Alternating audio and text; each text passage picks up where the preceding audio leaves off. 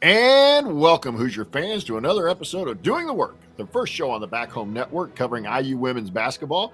This is our 178th episode, recorded on Wednesday, December 10th, 2025. I'm your host, Jeff Marlow, joined tonight by my co-host, Kathy Amos. Tonight, we will be talking about the Hoosiers Big Ten opening loss to Illinois, 78-57.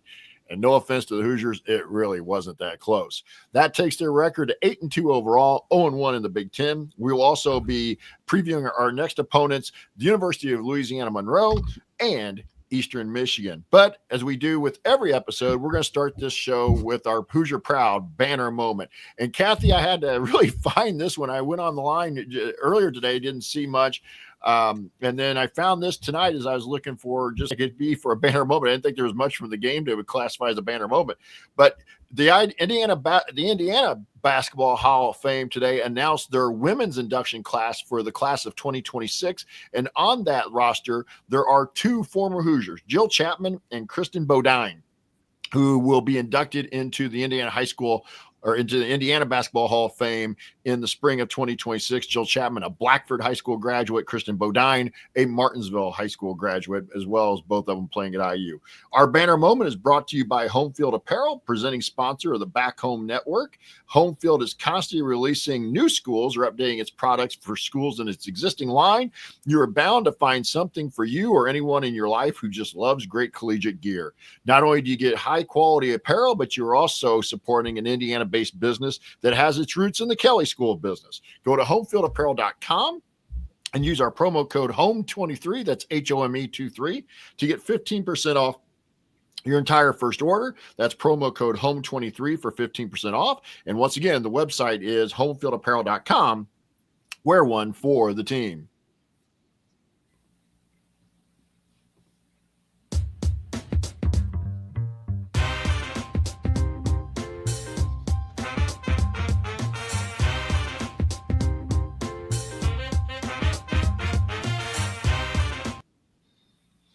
All right, Kathy, I don't have much in news. I'll throw it before I throw it over to you for maybe anything you have for news or the Amos angle. Obviously, we're a football school now, so I'm not sure what else qualifies. Yeah, that's right, Jeff. There wasn't much news in terms of women's basketball this week. Yeah, it was. We'll get into it here when we talk about the game, but boy, that was not a pretty performance from the team on Saturday. I was going into this game. I know a lot of people build it as a doubleheader. I had it as the trifecta for sports, for Indiana sports. And boy, they really got it off to a poor start. So it was just, we'll talk about it when we get into the game and into the number. It was just not pretty from start to finish. So, if you listen to Inside Indiana at all with Coach Moore was on this week, they alternate between the men and the women's and sometimes with Coach Signetti. She even said, and she was pretty frank, that it was just not a good performance. In fact, it was outright bad, and that's coming from the coach, and she was pretty frank about it. So I don't know that we'll find a whole lot of good in this game, other than hopefully they got a good learning experience and, a lot of young players going on the road. But other than that, football school. So here we go. And also, I will shout out the volleyball team. They advanced into the Sweet 16 of the volleyball tournament. I believe they're playing a 1 seed Texas coming up, soon. Okay. So some good things happening around the athletic department. That's right. In our swim program. So, the last I saw, the men are ranked number 2 and the women were ranked in the top 10, and they should be coming into their championship season coming up here real soon too. So I expect them to make some noise, not only in the conference tournament, but in the national swim meet as well. So just, a lot of other good stuff in sports going on for sure. It's been kind of fun. So, Kathy, I'm going to kind of let you maybe give us a quick recap. There's not a lot of good here, but it looks like other than that, it got behind early and never really contended on Saturday over at Illinois. Yep, that is for sure. So, let's talk first. The Big Z was out. So I'm sure that had some impact into here, but let's not fool ourselves. I don't think Big Z was going to do anything that was going to change the outcome of this game. And yes, I think you said it well. It ended up as a 21-point loss, but that's really because in the last quarter, they finally managed to get Bo going and scored 25 points. But it was just not a good game. And that first quarter, in my opinion, really told the tale of the game. We were shooting 27% by the end of the first quarter. We broke down and started playing some zone. They were doing, it was a press, but it wasn't like it was a really aggressive press, and they dropped back into a 2-3 zone. We ended up in the first half, shooting 28% on our field goals. We had 12 turnovers. We were outscored 34-8 in the paint. And it was 23-45 going into the halftime. In fact, at one point, Jeff, by the end of the first quarter, we were outscored 22-2 in the paint. And so, of course, you look at that and you're like, oh, we really missed Big Z. But I think it's the same problem that you especially have been highlighting for years with Illinois, especially, is that about their guards. And they're just too quick, and we couldn't stop them off the bounce. Our perimeter guard defense was just not there. And, Big Z might have helped a little bit, but honestly, I didn't think it was because Illinois was dumping it down into their post player that got them points in the paint. So to me, it was kind of a confluence of bad on both sides of the floor. And, I don't even know that bad was enough, and that's not to say they weren't trying hard. It just wasn't coming together for them. So, hopefully they'll be able to take that, regroup. They have a couple of, easier games coming up here between now and when we come back together next week for our next podcast, and they can get some learnings from it. But they're going to have to learn real quick because, Big Ten back to back is going to start here real fast. And they're just going to have to figure things out without Big Z, because it doesn't sound like she's coming back anytime soon. Nope. Coach Morin's not even calling her day to day anymore. It's now week to week. So if we get her back even by January, it might be a surprise. So they're going to have to figure out a way to play without her. And, interesting, Jeff, I know this isn't about the game per se, but the interesting thing with Big Z being out, you always think about her impacting the game and how, didn't have that big presence down low. Coach Morin made an interesting comment during, again, that interview with Austin on Monday, in that it's not just missing her in the games, but evidently she is the big high energy provider in practice as well. And she has noticed a big difference in their practice and how low of an energy they're having in practice. And she also admitted that, for this Illinois game in particular, was a good learning experience for Coach Morin and the staff, because they were expecting that, they would be able to, get some rest off after the games they had played previously and come into this game on, short preparation. And they learned they're just going to have to take more time with this team to prepare for these games. And so as bad as the game was, I hear some learnings that came out in that interview with Coach Morin that came from this game. One, how are they going to figure out how to get high energy, not just in the game without having Big Z, but in practice? Two, how can the coaching staff be able to do a better job preparing the team as they go into play? And it's a good reminder for all of us that it's a young team, very young in terms of experience, and not just young in experience, young in playing together. And I think that just really is what reared its head here in this Illinois game. So that's the positive I'm trying to take away from it. Is I hear Coach Morin talk. I think they recognize some of the issues they had and things they can do to fix it. So sorry, that was a long monologue on my part. Well, but I will say part of that's on the staff. If they're not getting energy, that's on the staff. They got to find a way to raise that energy, whether it's themselves or whether it's finding players to do it. And I think with the other part about that concerns, not the word I really want to use here, but this is a relatively young team, and it's especially maybe not youth per se in age, but they aren't used to playing together. Yes, they've played about 9 games coming into this one, but I think you don't have much time you can take off. They have to be doing game prep, things like that. Right. Probably on a more basis than they thought. But again, that's on the staff too. But I will say this. I don't think Big Z makes that big a difference. Yeah. She's not a 21-point difference. And let's be honest. By the end of the third quarter, it was 36. This game was blowout city. They were down 68-32 at the end of the third quarter. So that's, it is what it is. You got blown out on the road in the Big Ten to a certain degree. It happens. There's going to be games, not hopefully about once a year, but hopefully That's all it is, that you get blown out on the road. You got, a team that played just better than you, Right. shot, and again, not trying to get into Yep. numbers too much here, but you look at some of the numbers, the first half especially, but overall, Illinois shooting numbers weren't, like eye popping. It wasn't like they were shooting 65% for the game from that. But I think this is one thing that not having Big Z around is or available is, I think the team has already been exposed a little bit. There's not a lot of size, especially when you try to play Shea and Caffey together, or Shea and Shea played 40 minutes. So if you're playing Shea with one of the other smaller guards, then you really are small. And I didn't get to see the game. Right. I told you, Kathy was kind of taking the recap here, but I said it last week in the preview of Illinois. Illinois was the one team that constantly just always made us look terrible guarding the ball. Yeah. And sounds like what Kathy's saying is exposed again. And I want to say, Kathy, you watched the first half especially, but other than maybe the 6 rebounds, it looked like Nevaeh Caffey had kind of a welcome to the Big Ten moment. Yeah, she absolutely did. She looked like a freshman. In fact, I don't think she hardly played at all in the fourth quarter. She only played 28 minutes. Oh, let me fact check myself. Yeah, she didn't play at all in the fourth quarter, according to the stat broadcast that we look at.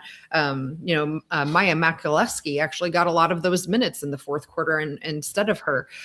She didn't do a whole lot with them in terms of production, but at least Maya was able to give us 21 minutes. She only gave us 3 points off of it. So I think that there was a lot of perhaps frustration on Coach Morin's part in wanting to, in my opinion, probably helping Caffey understand a lesson. You still have to play the defense, and that's what she was really brought in to do. In particular, was to really run that defensive head. And it was a welcome to the Big Ten moment. She's a freshman. We got a bunch of stuff on tape that now Coach Morin and the staff can work with her on. So it just wasn't a good game from her either. But to be honest, I think outside of one person, I wouldn't say anybody had a good game. There was only one person on this team that I felt really put it all together. Yeah, but okay, they'll say it. But if you don't have anything else you want to recap, why don't we just hit the numbers while we're at it? Yeah, I think the numbers tell the story of the game pretty quickly. On top of I'm going to go first here, and this is going to be a combination thing here. You look at Nevaeh Caffey, Phoenix Stotine, and Journey Kiaku, and they combined for 2 points. Yeah, and they combined for 9 rebounds. So they did rebound it fairly well, but they also had 3 assists. So you got really nothing out of essentially the same players, the kind of the point guard aspect. And I think you look to me, again, didn't watch it, but I would look at on paper. That's one of the things I'm noticing is like, ooh, point guard play. And when you look at some of Illinois' kids, they were putting up points and assists. Yeah. Yep. Absolutely. That's for sure. For me, again, I already talked about the first half numbers, so I'll go ahead and wrap up this section with the points in the paint. Jeff, they outscored us 58-18 in the paint. Yep. 58-18. Right. Again, I understand Big Z would have probably helped our numbers, but I'm not even ignore the 18 for us. Like to give 58 points up to Illinois when it's not like, again, they had, really a big center that was always in there. They were constantly feeding. That was not it. It was a lot of downhill driving from their guards. It is just unfortunate. And it showed up in the rebounding too. The total rebounds 39-30, and they ended up 14-5 off second chance points as well. I mean, they just out hustled us. They out toughed us on every aspect of the game. That you go down the stats sheet, it's hard to even find anything that's positive other than free throws. We were 12 of 12 on free throws. So that's good. Well, and you kind of look at that and you talk about, for example, the bench points. We get outscored 20-3 off the bench. You talked about Maya Makalewski coming off the bench and giving us at least 3 points, maybe not huge numbers, but it just one of those things that you kind of took my one with the bench points, but we had 20 turnovers. 20 turnovers. And I know what I was going to say. The points in the paint was, what does a Lauren Betts, type number is going to look like? Again, I'm not saying Big Z is or isn't playing, but I'm just saying if we're giving up 58 points in the paint to Illinois, who doesn't have an All-American center, what kind of numbers are we giving up? And and this is going to sound terrible. And she only had 15 minutes on Saturday, but I'm a little bit ready to kind of move past the Kadlikova experiment and move. Yeah. Let's put Mikuleski in the lineup. Let's see if we can be a little more athletic and kind of go from there. But, that's easy for me to say coming off a loss, but Kadlikova only, she gave us 3 points, no rebounds in 15 minutes, so to me, this kind of coming next couple of games, this is where I start juggling a little bit. Let's mix and match a little bit and see what we get here, because we know what Shea's given us. We know what Lene's given us. And right now that's about it. That's the only constants that we got. Right. So anything else you got on the numbers, Kathy, as far as team numbers? Yeah, just to add on to, not only did they have the 20 turnovers, we weren't getting back on defense either. They turned those into 19 points on the other end as well. So it wasn't even just the fact that they're in turnovers. And yeah, just to touch a little bit on Lene, at least she didn't give up on herself, but she was non-existent, Jeff, for the first 3 quarters of this game, at least offensively. She had 15 points, which looks really good if you're only looking at the box score, but she got 11 of those in the fourth quarter.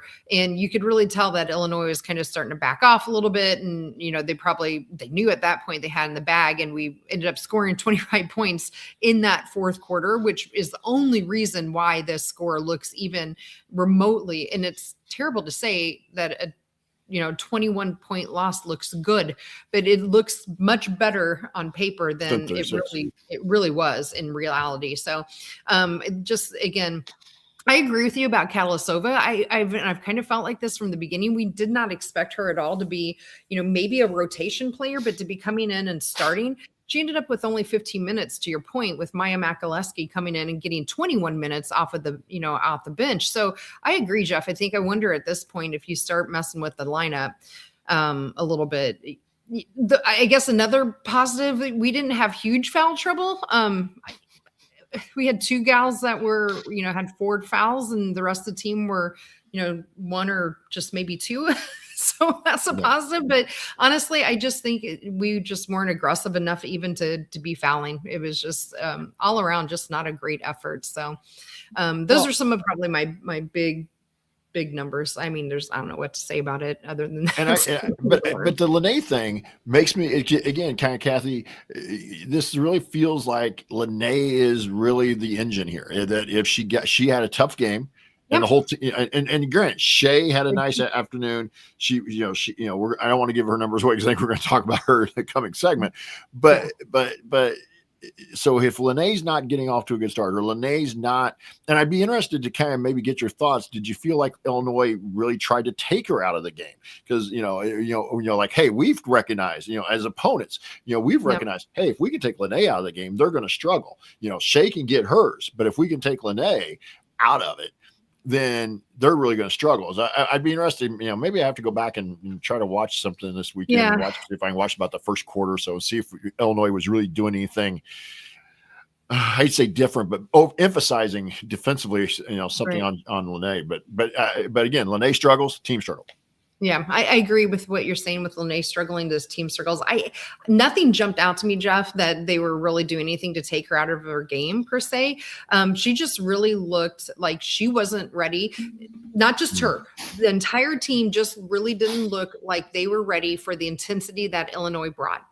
They brought intensity on both sides of the court that was hands down more strong, more intense. Haha. Their intensity was more intense than our intensity. So I just really, at the end of the day, their energy was just palpable through the television and listening through to the announcers stuff. Like, you could just tell they were ready to go, and our team was not ready to go. And so I'd have to go back and watch too, Jeff, but nothing while I was watching it during the moment stuck out to me like, gosh, they're really keying in on Lene. I actually felt, if anything, they were a little more aggressive with Shea than they were with Lene. So that's my at least, from my memory, nothing jumped out to me. Kathy, I don't have anything else in the numbers. What about you? Nope, I think that's plenty. Let's move on to the Grace Berger Hardest Worker of the Game Award here. Or excuse me, I'm sorry. Just kidding. Just kidding. My bad. We're moving on to the game ball, first. My bad. Jumped ahead on the run sheet here. I skipped it. I was like, so anyway, the game ball. And so far, Shea Chesky, if you're watching our live YouTube feed, and hopefully you are, but if you are, you're actually seeing me mess this up live. But you see the scroll at the bottom of the screen here. Shea Chesky leads with 5, Lene Beaumont with 3, Big Z has 1 coming into the Illinois game. And I'm going to let Kathy go first tonight since she's the co-host here. This one, again, I think like the last few that we've done, Jeff, is pretty easy, for, at least in my opinion. That was Shea Chesky. It was the Shea Chesky show again. Her shooting in terms of percentage was down compared to what we've seen from her. But again, I just thought Illinois was making us work really, really hard on the offensive end. And I just don't think we were quite ready for the defensive intensity that they brought. But she still, was able to get 8 of 19 shooting, 1 of 6 from the 3. She made all of her free throws as well. She also somehow got 5 of our team's 12 assists. So not only was she highest scorer, she almost had half of our assists, which candidly, 12 assists was not really that much. But, on the other hand, we only made 19 field goals. So I guess percentage-wise, that's pretty good. And she had a steal, and she played all 40 minutes again. Again, back to that concern we've been talking about it all along. At some point, I keep wondering if all these minutes are going to catch up with her. But at least in this game, I felt like she did a great job, kind of working through and trying to bring some kind of calmness to the team. Yeah, you factor in her assists. I'm with you. I'm going to make that unanimous for Shea to get to her 6th game ball. But if you factor in her assists, and that's another 10 to 15 points she accounted for. She accounted for well over half the points. Between her scoring and her assists, she accounted for half the scoring. So congrats to Shea for picking up her 6th game ball of the season so far in 10 games. We'll move on now to the Grace Berger hardest worker of the game.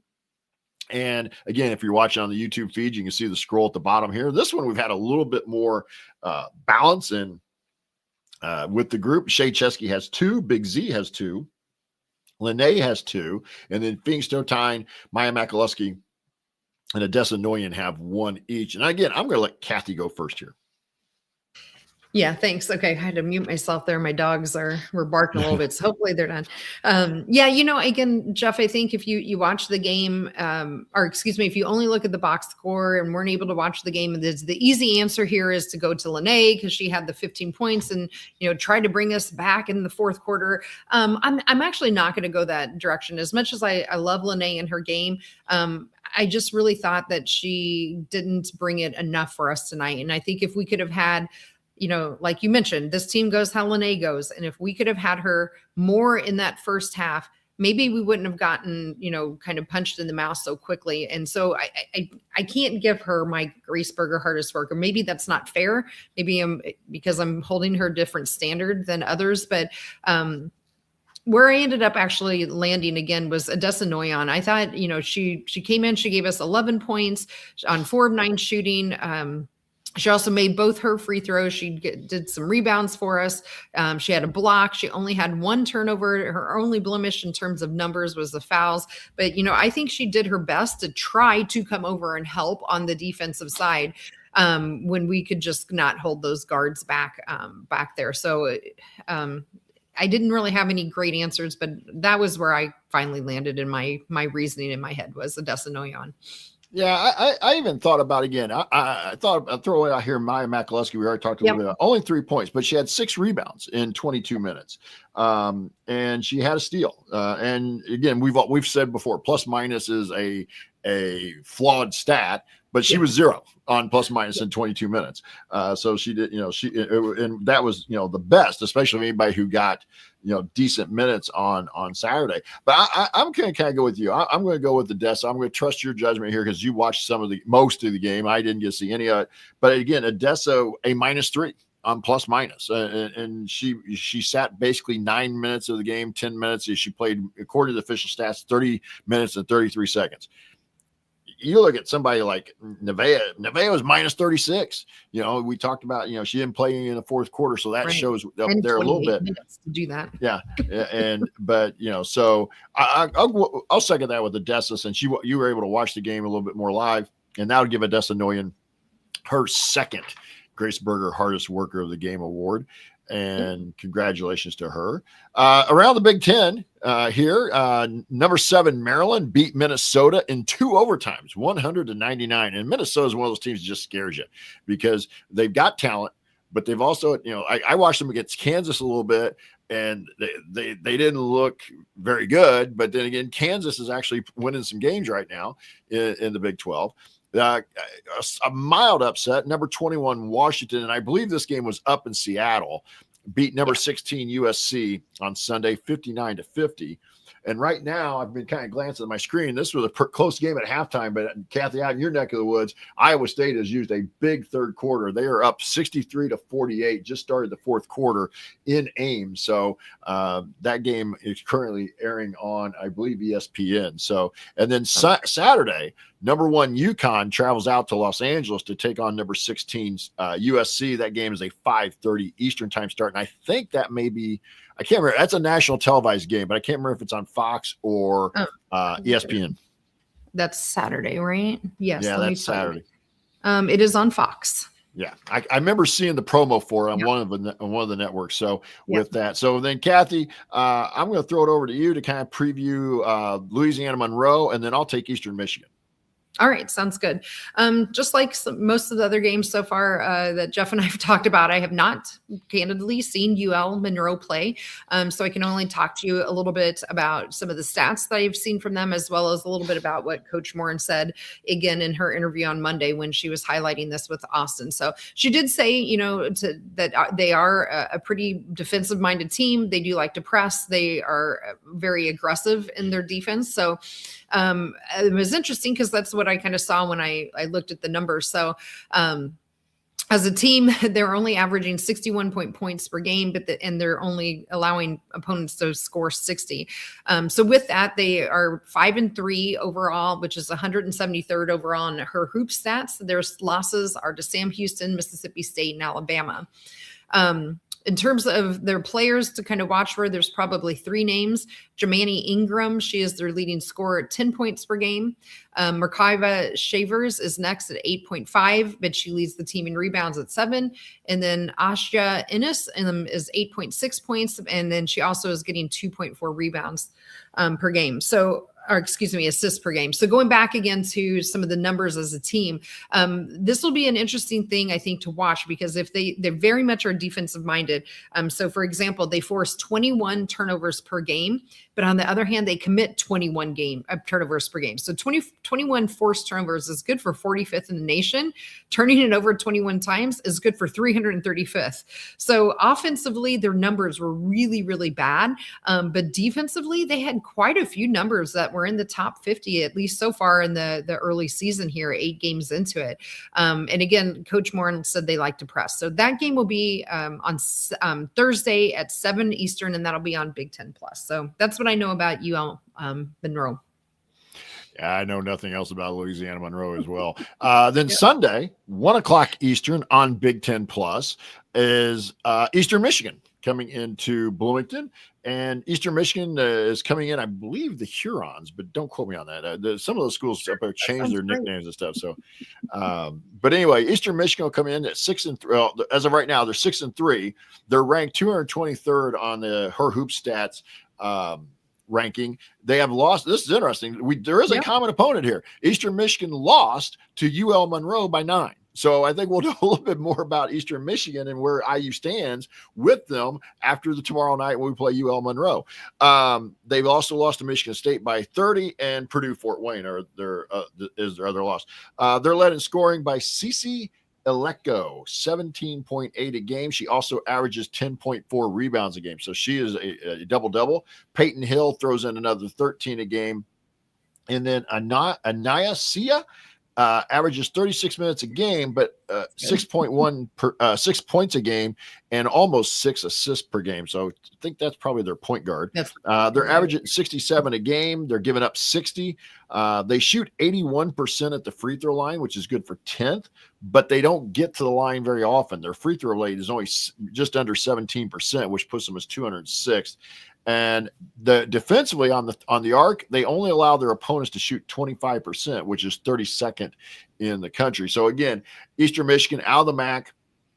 And again, chance here, Kathy, in my view, kind of, let's get right this weekend. Starting Thursday, kind of into the weekend, let's get right. Win these 2 games, get back on the right side of the win column, get to 10-2, and just kind of get back to building some momentum toward the Big Ten schedule. Yeah, that's what I was thinking too, Jeff. And especially this ULM game in particular, because we have struggled already with people that are very defensive minded and that press. And that's what it sounds like ULM, is kind of holding their hat on, hanging their hat on. What is hanging their hat? What's the expression? Yeah. Whatever. That's what they like to do. Hanging their hat. Okay. Hanging their hat.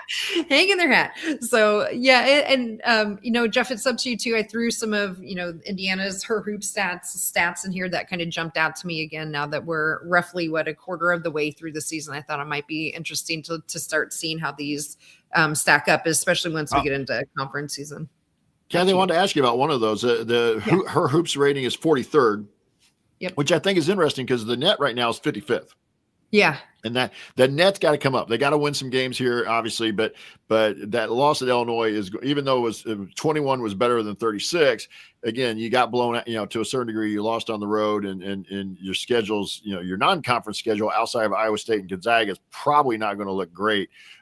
So if they're kind of a bubble team at the end of the year, this net needs to come up a little bit.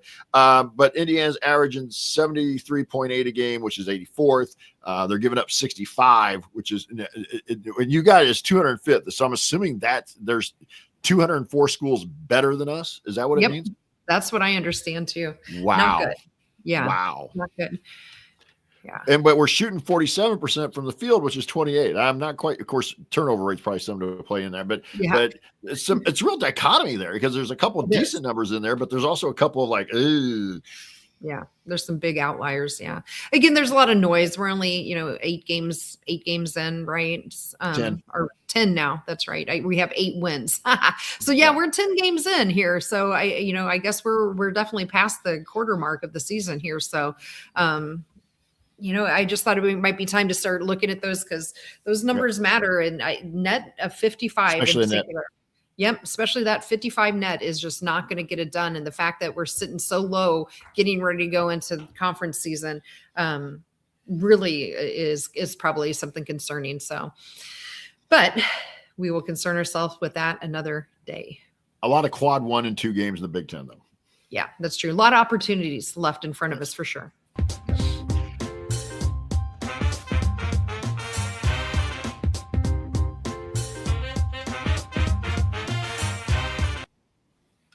All right, Kathy, I'm going to throw it over to you for your final thoughts.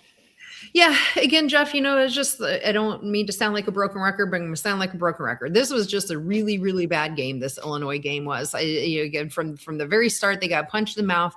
They never really got up from it. You can say, yes, they came back from in the fourth quarter, but you could tell by then Illinois was backing off, and they weren't as intense. They even had all their starters in as much anymore. But to me, I'm always optimistic with the Coach Morin team. I heard a lot of great things out of Coach Morin's mouth that made me happy on Monday. And when she was talking with Austin about, she recognizes a bad team, she recognizes things that the staff needs to do better. And again, just trying to be patient with this team as they continue to grow, and know that we're going to just have a roller coaster year. And I've said it before the season started. I said it, early on into the season. I'll repeat it again. We're probably going to see games out of them that are surprising on the good side and surprising on the bad side. And this one was a very surprisingly bad game. So hopefully we'll turn that around, and we'll have some really great, good games to get right here before we really enter into the heat of conference play. Yeah, real quickly before I give my final thoughts, Iowa has made a run, about I think a 10-0 run here. They've cut it to 5 with 5 minutes to go in Ames, so it's 63-58. I kind of summed up my final thoughts a few minutes ago. I didn't mean to. I inadvertently kind of did it, but I'll repeat it. It's a get right time now. It's get right weekend. You really need a win against. You really need kind of blowout wins against Louisiana Monroe and Eastern Michigan, but just need solid wins. If anything, you need solid wins. But get right this weekend. Keep building some momentum. I think next week is finals. So they'll probably only play like once next week, and they'll probably be toward the end of the week. So, but it's let's build some confidence, get a couple nice solid wins, build some confidence as we head toward the end of December and into the heart of the Big Ten schedule. So that's my final thoughts. Sounds good. And We will return next Wednesday, December 17th, to go over the Louisiana Monroe and Eastern Michigan games, and we'll preview Western Carolina. If you want to see us do the show live and be a part of the live chat, the Workaholics, make sure that you subscribe to our YouTube channel. That's youtube.com/@, that's the @ symbol, @Back Home Network, youtube.com/@Back Home Network. You can also be a part of our private community. Find out more at assemblycall.substack.com. Special thanks to John Ringer of Rig Design for designing our logos. A big thank you to Bob Thompson for the music you've heard through the broadcast. I want to thank Kathy for being my co-host every episode, and all of you who listen to us either here or watch us on YouTube or listen on your favorite podcast feed. We'll be back to talk IU hoops with you next week. Until then, keep your elbow in, your eyes on the rim, and let's go Hoosiers.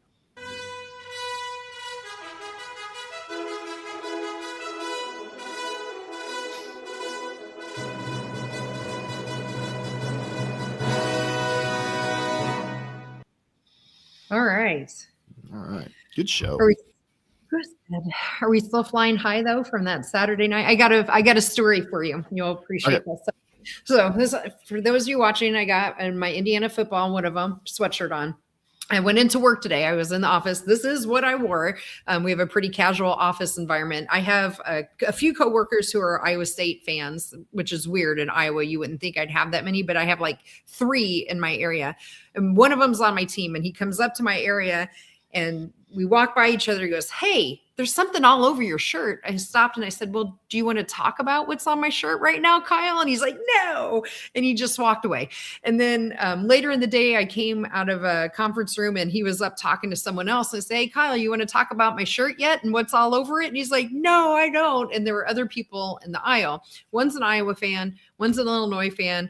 One of the Iowa goes, "Yeah, that's right. It was a great night Saturday night." And the Illinois guy turns around and goes, "Yeah, let's go Hoosiers." So it was kind of fun. We all ganged up on the Ohio State guy. So, but honestly, Kyle's a great Ohio State fan. To be, at least to me, he's always been really nice and cheerful. Maybe it's because he grew up in Iowa and just went to Ohio State. So I don't know. How about the story out of Michigan tonight? Firing their coach. Yeah. So keep your pants on, I guess. It's not a football podcast, but it's Rose Bowl, baby. The Hoosiers are in the Rose Bowl. I'll see you out there, hopefully, right? So hope so. Yeah, that's the plan. Got everything booked, but my tickets to the game, which I guess that's probably important. But I'm just kind of waiting and biding my time a little bit here to see. So, but you're actually planning on going to the parade too, right? Yep, I already got tickets to the parade, and I talked to somebody on Monday about like logistics of it, because it's not the easiest place to get to, and it's not the easiest because they're going to have a ton of security at the parade and whatever. And then yes, there's that free shuttle you had mentioned already. You can take free shuttle from around by the parade out to the football game and stuff. So I think we got it figured out, and I'm not nervous about the tickets. I signed up through the school, and if I don't get them there, I'll just, whatever. I can't take my money with me when I go, so I'll just go pay on StubHub. So it'll be all good. But Jeff, so tell me a little bit, like, what kind of feelings did you have after that football games, though? I cried. Me too. Absolutely cried. Never thought I'll be the first to confess I've not been one of the, lifelong Indiana football fans. I was always more basketball oriented. And, I remember in, like high school, walking through the kitchen, my dad's watching them on football on Saturday, and he's cussing up the storm. And I'm just like, oh, well, I'm just going to keep walking. And I just never really got into it until probably, I don't know, around 2018 when, they were finally started having more games out here in Iowa, actually on TV, and internet things became easier to find more information. So I really started following more closely. 2017, 2018, my son had graduated high school. So, but I've always been an Indiana person, right? I've always been a fan of Indiana. I went to school there not once, but twice, and it's deep in, and boy, this was hard fought. So I was with you. I was sitting on my couch crying after the game and singing that fight song right along with those boys. It was so great. Lifelong IU football fan. Never thought I'd see the day when we were winning the Big Ten. Not so much beating Ohio State Saturday. That was awesome too, but don't get me wrong. But I'm old enough to remember when we actually did beat them in Columbus, and then the next year in Bloomington, and controlled and pounded them both times. But just the idea that IU would ever get back to, because again, I grew up thinking, we wanted to, you win the Big Ten, you go to the Rose Bowl. I was like, we're going to go, never thought, like, and I always said, if they ever make it, I'm going. You'll never know when it's going to happen again. It's like, it's Indiana football, but congrats to them, and excuse me, just the amount of excitement. Danny, my son, got to go. He got a ticket through the student lottery, and awesome. He was at the game on Saturday, so he said it was a very, very good environment. Well, good. Well, let's end on that happy note. I love that for you and your son and your family going out there together. And if we're able to find ourselves in the, throngs of thousands and thousands of people, it'd be really great to see you. So, all right. Well, good night to you, sir. Good night to everybody else, and hope you're having a wonderful week. Take care. See you, everybody.